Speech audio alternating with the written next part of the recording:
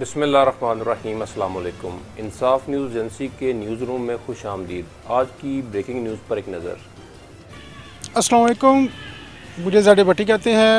मैं DG news and current affair Insaf news agency में फ़्राइज अंजाम दे रहा हूँ। मेरा तलब ज़िला गुजरात से है।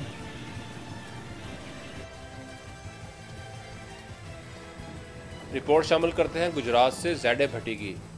डिप्टी कमिश्नर मेहताब वसीम अजहर ने कहा है कि गुज़िश्ता 15 रोज़ के दौरान महंगी खाद फरोख्त करने पर 4,67,000 रुपये जुर्माना जबकि 2 अफराद के खिलाफ मुकदमा दर्ज करवाए गए हैं।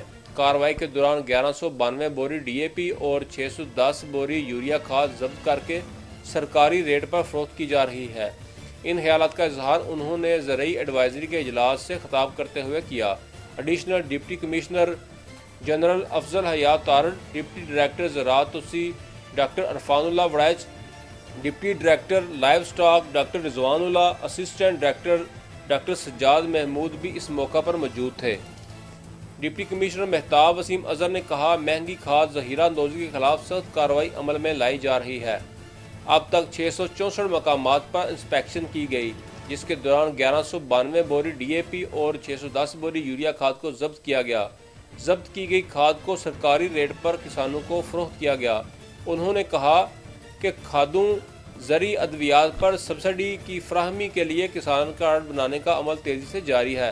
अब तक 17,039 किसानों के किसान कार्ड अप्लाई किए जा चुके हैं। डिप्टी कमिश्नर मेहताब वसीम अजहर ने बताया कि गैर मेयारी ज़री अद्वियात फरोख्त करने पर 6 अफराद के खिलाफ मुकदमा दर्ज करवाए हैं।